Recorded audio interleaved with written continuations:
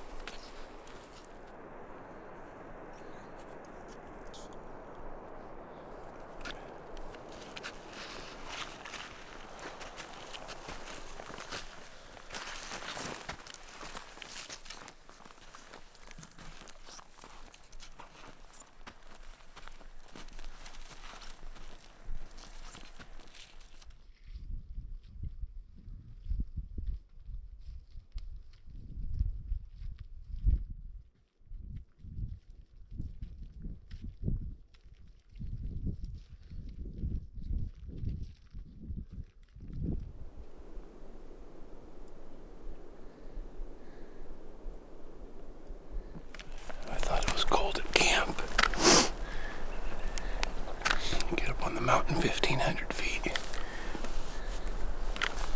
I'm too tired to keep hiking, but I'm too cold to stop.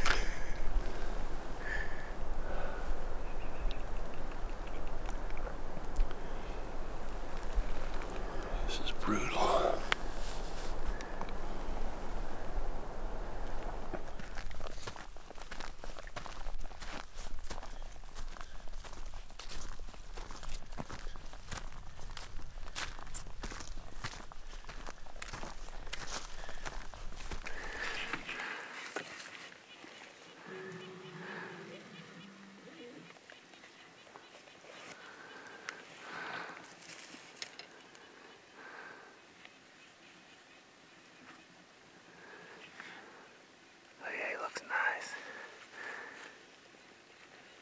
Oh yeah, he's good. He's good.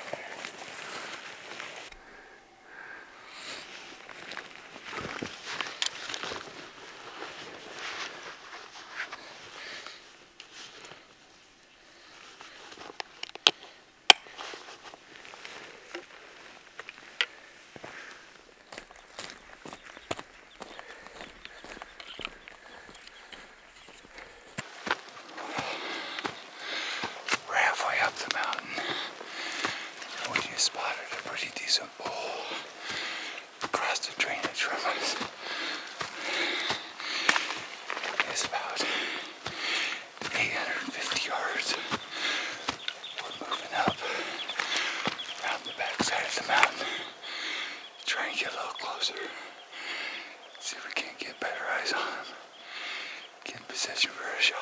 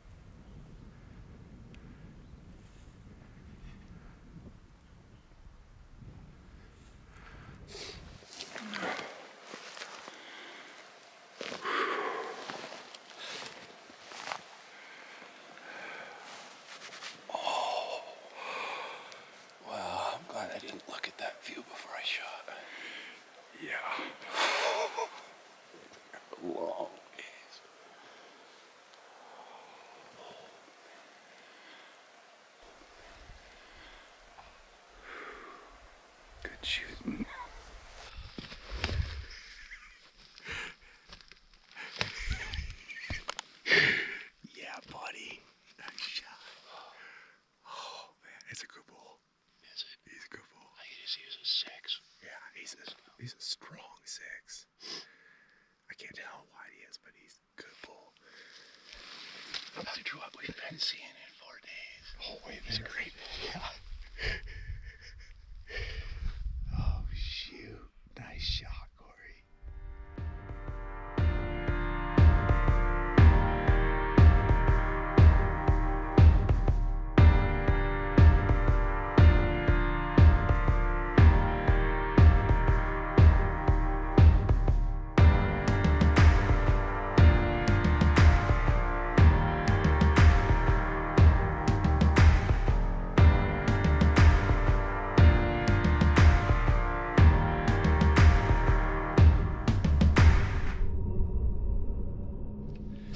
Well, I am headed back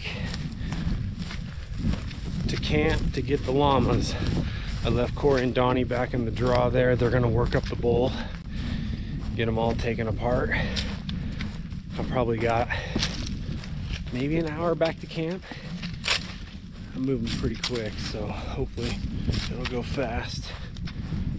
But got an hour back to camp, but then I got to turn around and come back up 2,000 feet. Gotta climb 2,000 feet with the llamas back up to them, so it's gonna be pretty intense. We are up here a long ways, super high, so I offered to go get the llamas so that we don't die coming down.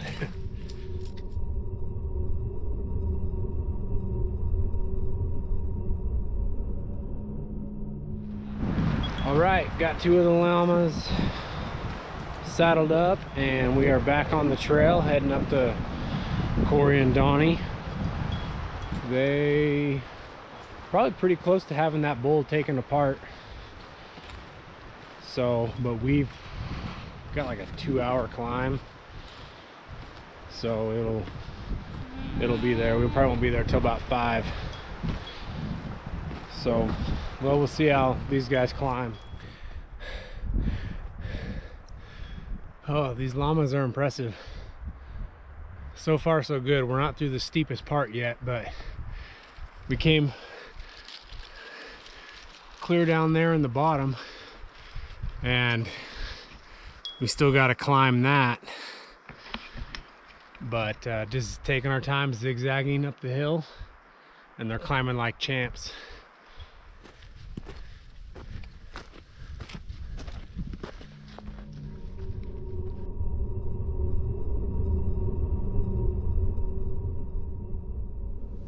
All right, one of the rewards out in the field is to cut some fresh steak and cook it over the fire. We've got a fire going. It's, I don't know, 35 degrees out. It's been snowing and cold a little bit, but I cut off some fresh meat. Brought some Montreal steak seasoning.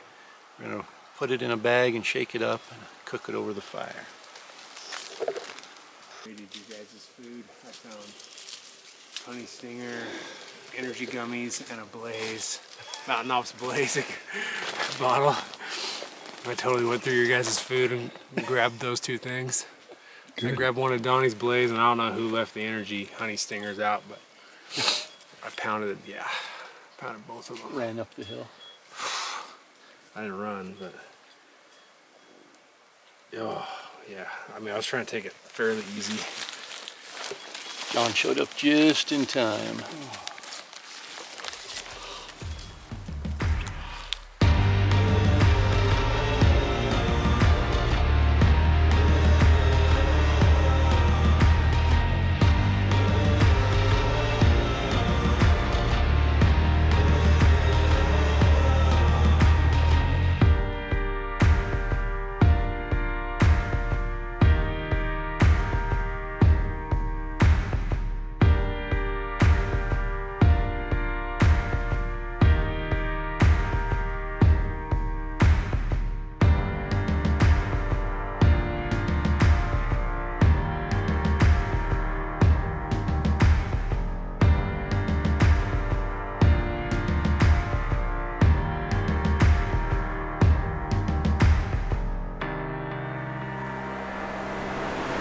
We're at camp. Another late night. This time under even heavier packs for a good reason. Can't say enough good things about these llamas. They saved us, both coming in here, packing the elk out. No way we could do it. We couldn't even come in here and camp and hunt without llamas. And then tonight they proved how awesome they are. We were in, yeah, you get some spotlight for sure, Johnny. We were in some rugged country and they just plodded along, did awesome. Yeah, I'm talking about you. Bo Beatty, Wilderness Ridge Trail llamas, I can't say enough good things. We've never used llamas before and gave us hour and a half training. Llamas are absolutely awesome. Well mannered and even better mannered than Donnie. And then John, Rockstar, we couldn't have done it without John. Came all the way back to camp and then climbed all the way back up with the llamas. Team effort. Awesome team effort. I have to make 2 trips out tomorrow, so it'll probably be 13 or 14 miles, but thanks to 4 awesome llamas, we won't be packing near as much weight as we otherwise would have. Huh.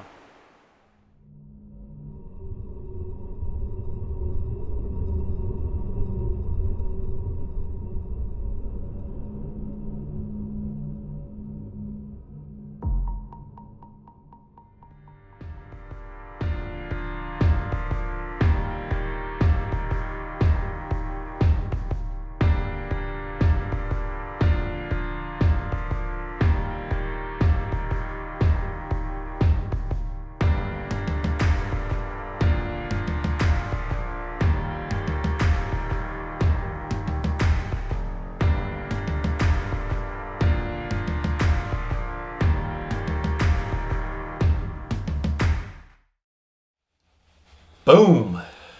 That worked out. In more ways than 3. Got up a little early.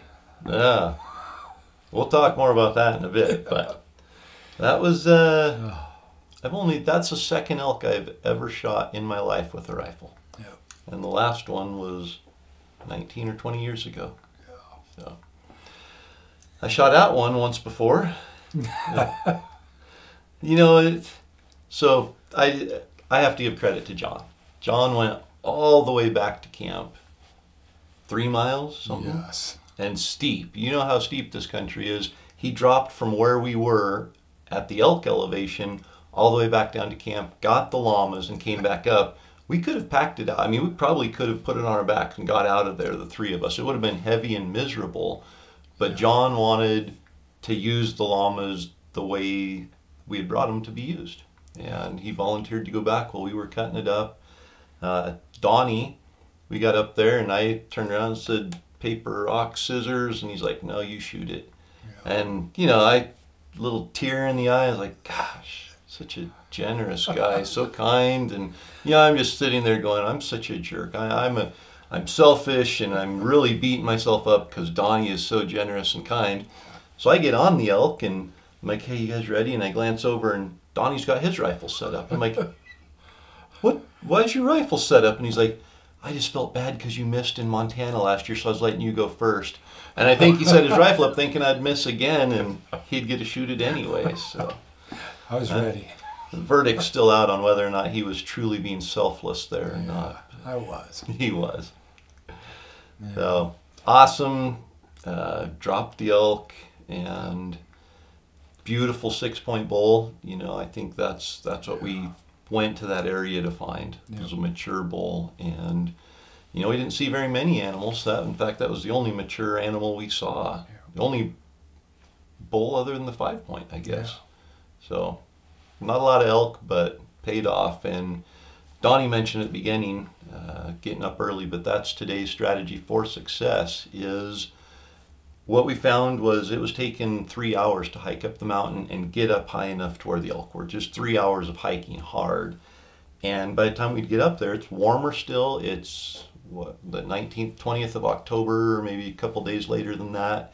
But it's still warm. They haven't got into a cold weather feeding pattern. So those bulls, they're in their sanctuaries. You know, the rut's over. They're getting up and feeding a little bit in a tiny little pocket, and then they're going back and bedding down. So that bull probably was just going into that draw to bed down and just not moving much. And so you've got to catch them first thing in the morning when they're up feeding. And the way we were leaving camp, even a half hour before daylight, it was still, I don't know, 9:30, 10 o'clock before we're getting all the way up to where the elk were. So this morning we got up extra early, and we were up on the ridge when it started getting daylight, and we spotted the bull within an hour of daylight. So getting up early is being up where the elk are at daylight's important, and especially that time of year, that post rut leading into late season, they just aren't moving much, and they don't have to be out refueling all day. It's not cold enough to keep them up and moving and eating. So that was our strategy for success, and it paid off today. So what else? The llamas, phenomenal.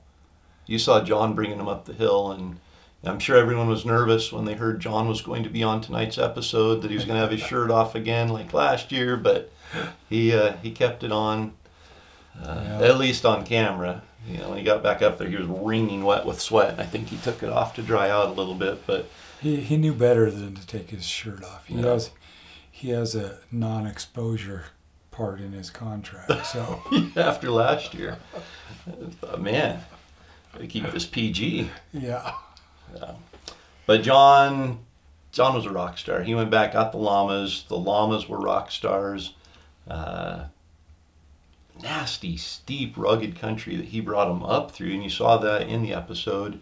But taking them down, I mean, it was steep enough that with a 6 or 8 foot lead on them, they're still bumping into us going down the hill. Like, it was steep, and they handled it like champs. All that weight up front and everything, they still, going down that steep stuff, they would just go right down it, and we would stop, and a couple times they tried to lay down and wanted to break too, to rest their legs. But I don't remember what time we got back to camp. It was way after dark, and they just plodded along. So we only had 2 of the llamas. They packed out all but probably 60 pounds of that elk. I packed the antlers and had the lightest load of meat, maybe 18 or 20 pounds of meat.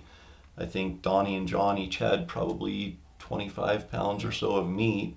So super manageable. And even with our gear and stuff, you know, we had heavier loads, but it wasn't the punishing loads. So that was a lot of meat on that bull too. Yeah, it was a big-bodied elk, big-bodied mountain backcountry bull. So we got it done. We used llamas again, thanks to Bo Beatty and Wilderness Ridge Trail llamas. They have hands down the best operation for somebody that doesn't know what they're doing. Just to be able to come in, they set you all up with everything you need, and you can go in and be confident, and then have animals there to pack it out. So the next day, packing out, we brought all 4 of the llamas out, all of our camp. I don't remember what order we did it in, but there was enough that I went back in with 2 of the llamas, made the trek back in, and then came back out with the other 110 pounds or something. They were both weighed down pretty light, but made it out. And hiking 16, 17 miles on a trail in a day without any weight on your back. I literally took a bottle of water when I went in the second time and came back out, and that was it. So lifesavers for sure on lifesavers. Donnie ate lots of lifesavers, but the llamas were lifesavers on this trip. And so we've got giveaways. We've got our 4 daily packages from Rocky Mountain Hunting Calls, Mountain Ops, Yeti, and Peak. And we're giving away the Peaks trekking poles, the pro poles today. I think we'll give away Enduro in the Bugleberry and a big item. And this is a new one. It is a new one, but definitely helped us Yeah. during the season and every season for the past 4 years since it came out. Since it came out, so. Yep. Yep. So $500 gift card to Mountain Ops. And they've got protein powder, they've got pre-workout, they've got post-workout, they've got meal replacement, they've got multivitamins, all sorts of cardio enhancing powders to mix with drinks. Full weight loss system, that's one of the things they pride themselves in, is helping people live a healthy lifestyle. So they have programs suited to anybody. They consult you through it and there's been many success stories. Yeah, big success stories. Yeah. So you can also order the new performance protein bars, which if I were you, I'd probably spend about half of that gift card on the Conquer Caramel. Yes. Good stuff. And it's always the first one to sell out. So having a stockpile of that, I still have a box left in the freezer from after elk season. I might save it till next elk season just to be sure. So $500 gift card. All you have to do is comment down below. We're going to pick 5 winners today, the gift card and our 4 daily packages. And if you haven't signed up for the University of Elk Hunting online course, you can do that at elk101.com and use the promo code Destination. You know, you didn't tell a single dad joke out in the field on that hunt. My legs hurt. Now, that hunt was no joke. For sure. So what do you got? Did you hear about the optometrist that made the world's largest pair of glasses? I did, actually. Oh, you probably did. It was a huge spectacle. It was a spectacle. They made a big spectacle out of that. It's a good one. You got John to laugh. Yeah. John laughed. No, seriously, thank you, Donnie. Yep.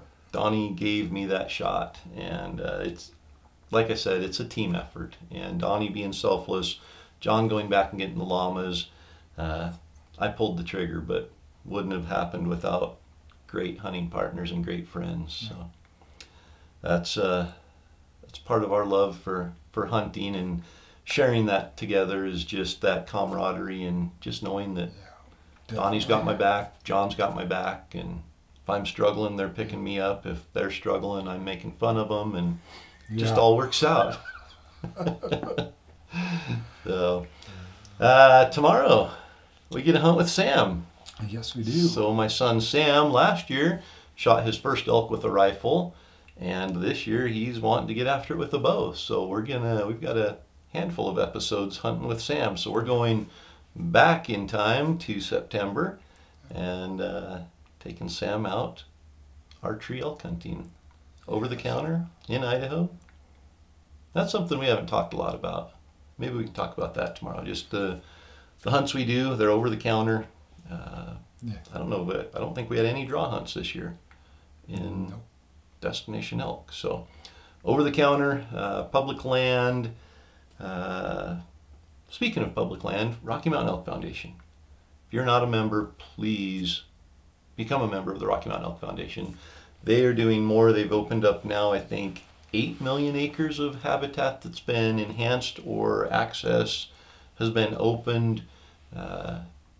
If you're an elk hunter, the $35 that it takes to be a member of the Rocky Mountain Elk Foundation is a super small sacrifice for what you get in return as an elk hunter. So go to rmf.org/elk101, and I think they still have some of those extra presents that they're giving out, the extra gift that they give out if you sign up at that link. So go check that out, become a member of the Rocky Mountain Elk Foundation, and we'll see you tomorrow.